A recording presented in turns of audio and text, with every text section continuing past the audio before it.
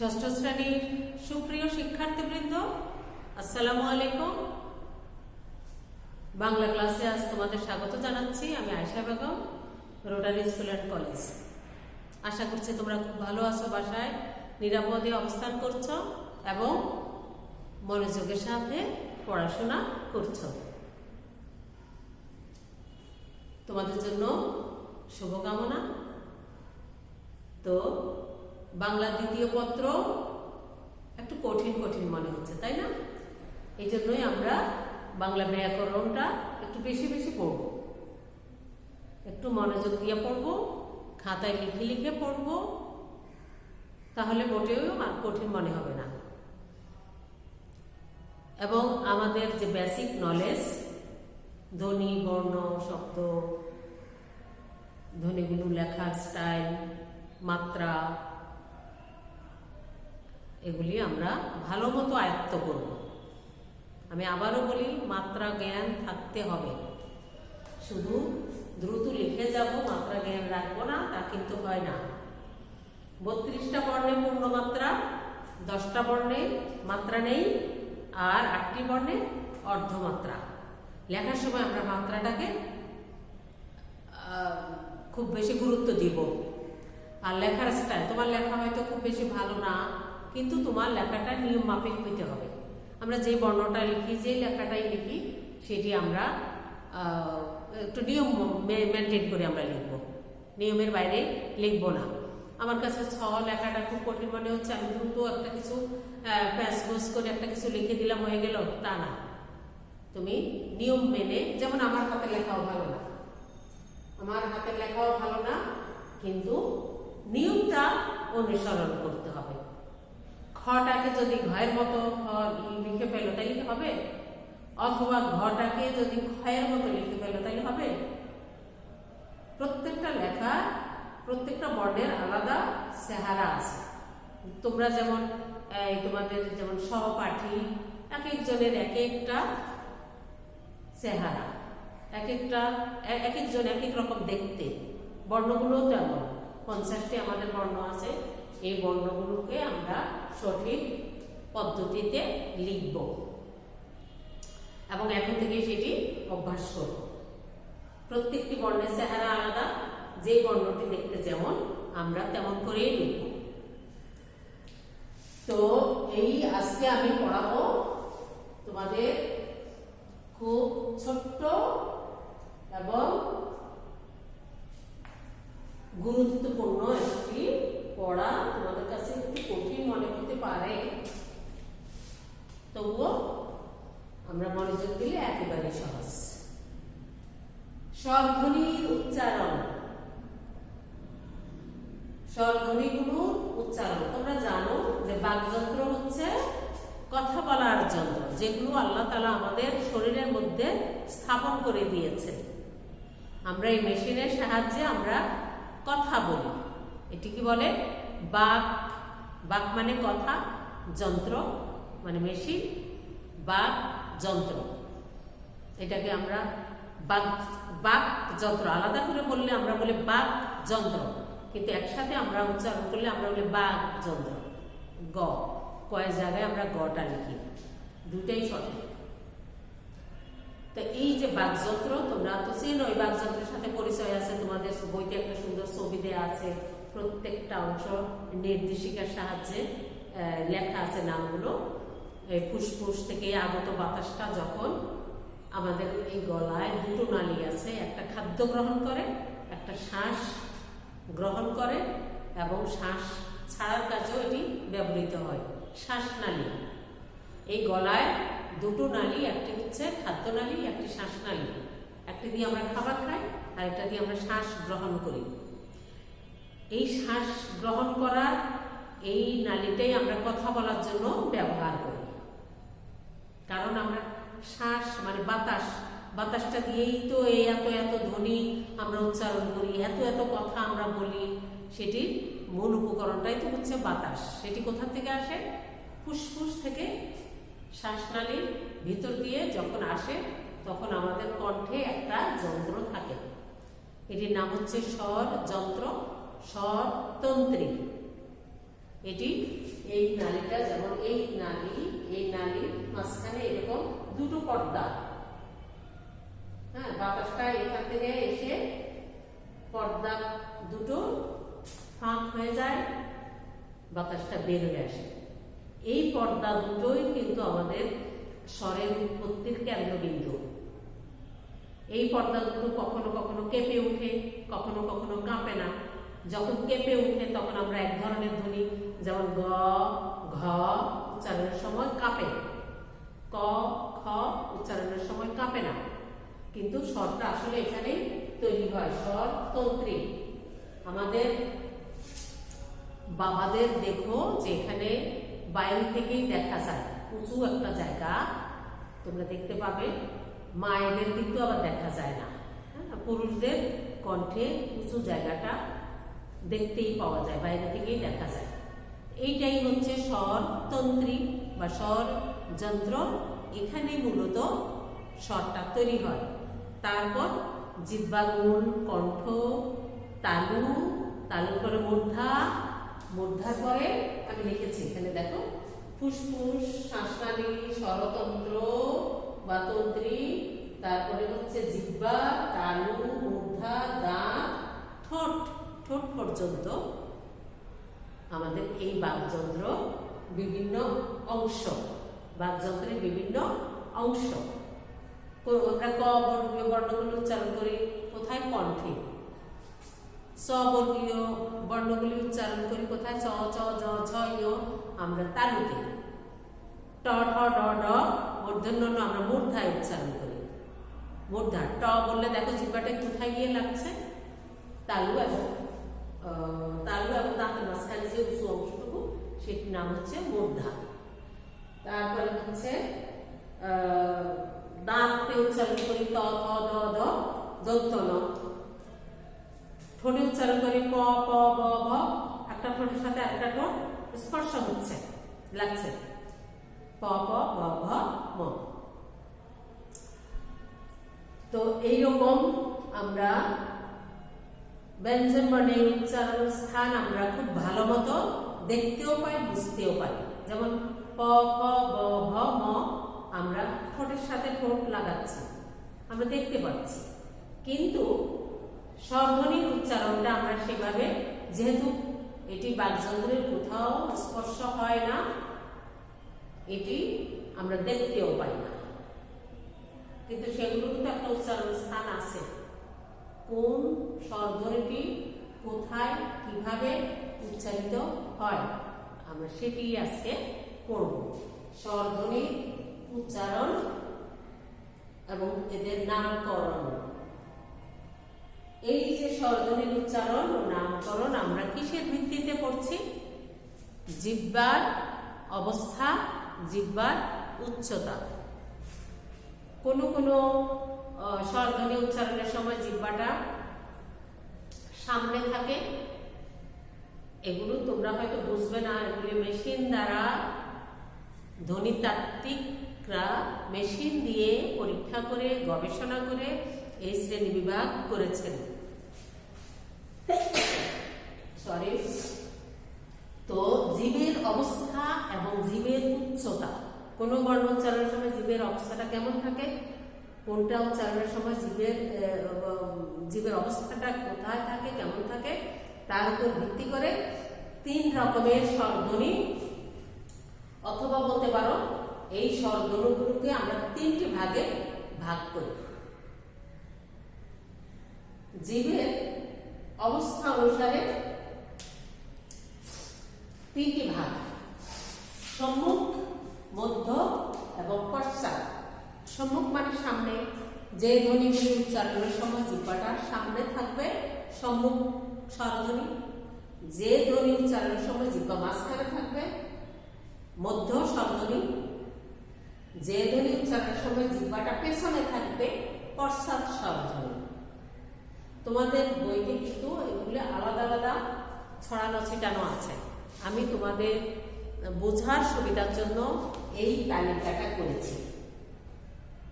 তোমরা এটি খাতায় লেখো, এটি খুব সহজে তুমি চিনতে পারবে। কোনটার কি নাম, কোনটা কোথায় উচ্চারিত হচ্ছে, জিহ্বাটা কোথায় থাকছে, উপরে না মধ্যে না আরো নিচে না আরো নিচে। এই চারটার মধ্যে তুমি কিন্তু একসাথে তোমার বইতে যে ছড়ানো ছিটানো কথাগুলো আছে তোমার কাছে একটু কষ্টকর মনে হবে, সেজন্য তোমাদের সুবিধার জন্য আমি এই চার্টে লিখেছি। এগুলো হচ্ছে সম্মুখ, এগুলো হচ্ছে সম্মুখ স্বরধ্বনি, এগুলো হচ্ছে মধ্যে অবস্থিত কেন্দ্রীয় কেন্দ্রীয় মধ্যে বা কেন্দ্রীয় স্বরধ্বনি, এইগুলো হচ্ছে পশ্চাৎ স্বরধ্বনি। তাহলে আমরা সম্মুখ, মধ্য এবং পশ্চাৎ দেখতেই পাচ্ছি, কোনগুলো সম্মুখ কোনগুলো পশ্চাৎ কোনটা মধ্যে। মধ্যে তো একটা মাত্র, এটা আমি আগে বলে দিই। এটা হচ্ছে যেহেতু জিহ্বাটা মাঝখানে থাকে এবং নিচে থাকে। আচ্ছা, আরেকটু সুবিধা করে দিই তোমাদের, এটা হচ্ছে উচ্চ, উচ্চ জিহ্বাটা উপরে থাকে। হ্যাঁ, এটা হলো উচ্চ মধ্য, উচ্চ মধ্য। এটা হচ্ছে নিম্ন মধ্য।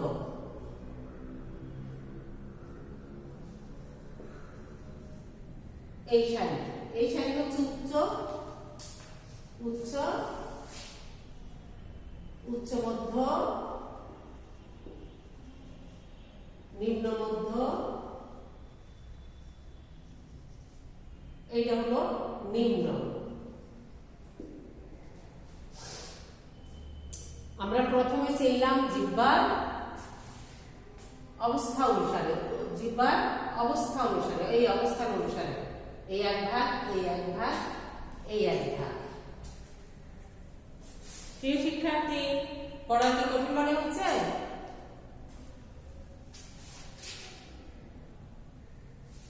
জিহ্বার অবস্থা, জিহ্বাটা সামনের দিকে এগিয়ে আসলে সম্মুখ, জিহ্বাটা মাঝখানে থাকলে মধ্য, জিহ্বাটা পিছন দিকে সরে গেলে পশ্চাৎ।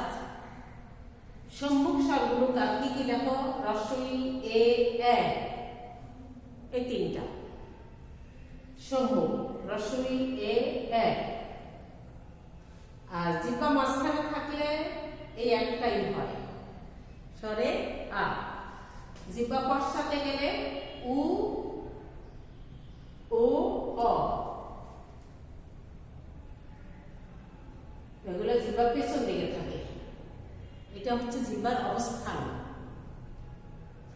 এই জিহ্বার অবস্থান থেকে আবার জিহ্বা একটু উপরে থাকতে পারে, আরেকটু নিচে থাকতে পারে, আরেকটু নিচে নামতে পারে, আরেকটু নিচে নামতে পারে। এই ক্ষেত্রে আমরা চারটি ভাগ করেছি। উচ্চ জিহ্বা সামনে থাকবে এবং উঁচুতে থাকবে, রস্বই। জিহ্বা পেছনে থাকবে এবং উপরে থাকবে, রস্ব ও। তাহলে আমরা নামটাও বলে দিতে পারি। রস্বই নামটা কি? রস্বই নামটা হচ্ছে উচ্চ সম্মুখ, উচ্চ সম্মুখ স্বরধ্বনি।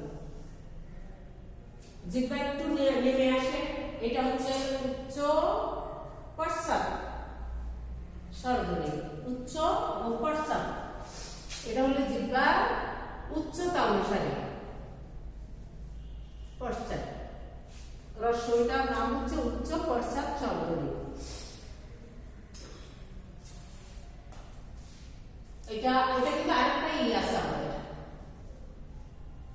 এখানে, আরেকটা কিন্তু আছে আমাদের দীর্ঘ। হ্যাঁ, আচ্ছা, তাহলে আমরা উচ্চ সম্মুখ স্বরধ্বনি চিনলাম, উচ্চ পশ্চাৎ স্বরধ্বনি চিনলাম। জিহ্বাটা আরেকটু নেমে আসলে কি হবে? উচ্চ মধ্য, একটু নেমে আসা। উচ্চ উঁচুতে থাকবে কিন্তু মাঝখানে থাকবে, বেশি নিচে নামবে না। উচ্চ মধ্য হচ্ছে এ। আর একইভাবে তাই এর নাম কি? এর নাম হচ্ছে উচ্চ মধ্য সম্মুখ, উচ্চ মধ্য সম্মুখ, উচ্চ মধ্য সম্মুখ স্বরধ্বনি। তারপরে এ, এটা হচ্ছে নিম্ন মধ্য, জিহ্বা আরেকটু নেমে আসে, জিহ্বা আরেকটু নেমে আসে। এখন তোমরা বলতে পারো যে এই বর্ণটি আবার কি? এই বর্ণটি হচ্ছে এইটারই আরেকটি বিকল্প বর্ণ।